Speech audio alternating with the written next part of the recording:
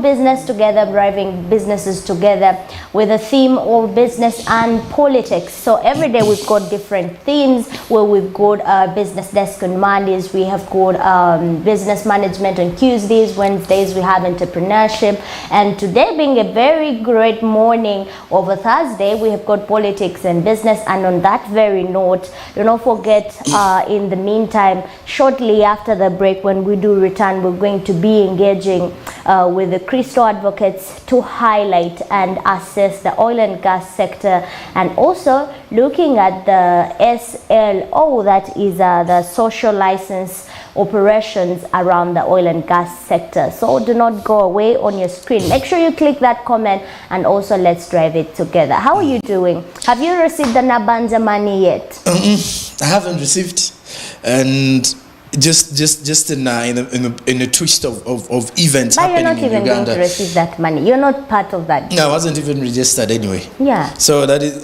with the twist of events that I'm actually seeing in the country.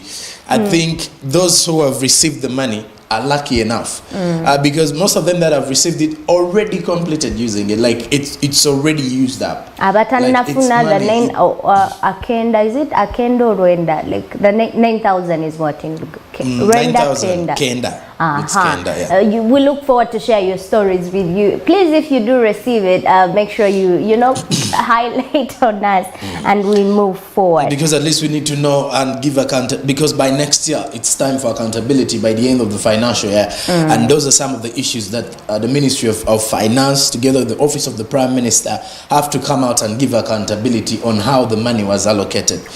Because at the beginning of it all, we noticed that they had to specify the money is going to the vulnerable. But the biggest question which we always have in terms of allocation of funds is whether the vulnerable people have actually received this money. So with that, by the end of the financial year next year, we shall have a clear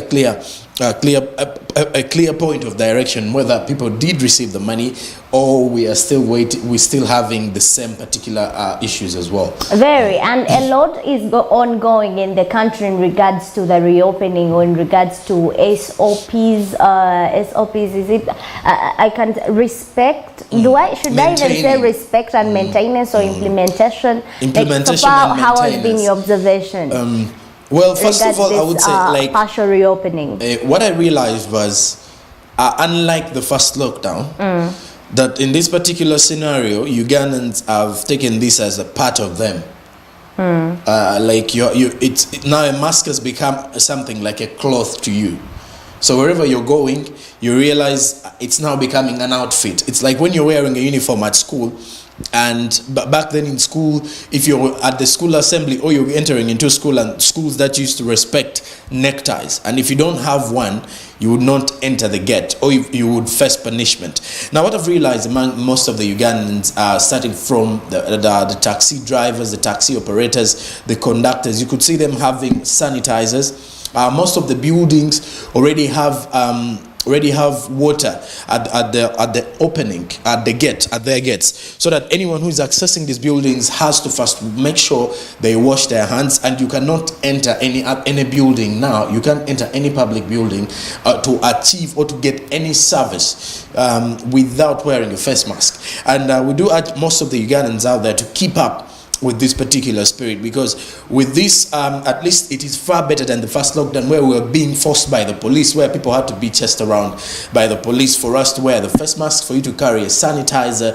But now it is part of us. It's like we are used to the situation, and we are used to it. But now what we are not yet used to is to accept the fact that we have to get vaccinated. And that is the only missing gap of it. But the others... And on that particular one, next week, vaccination hopes to start in different areas of the country. They have now segmented them in levels. We have, is it level code 1?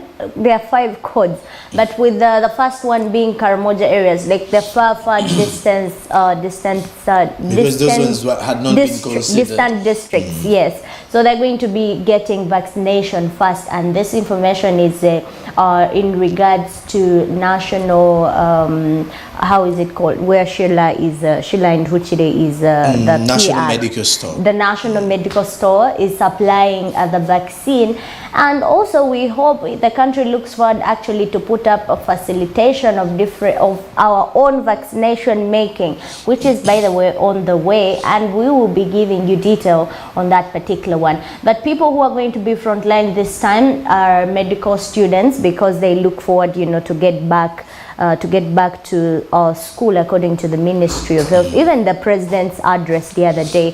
So the people who got their first dose, so this time you're going to be getting your second doses, but also students in particular who will be going to school.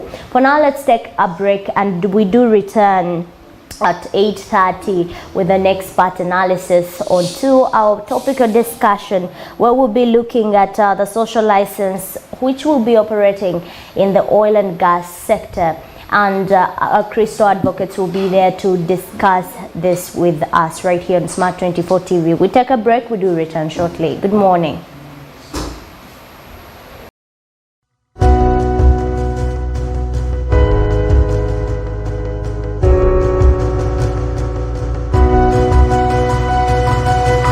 Smart 24, driving business.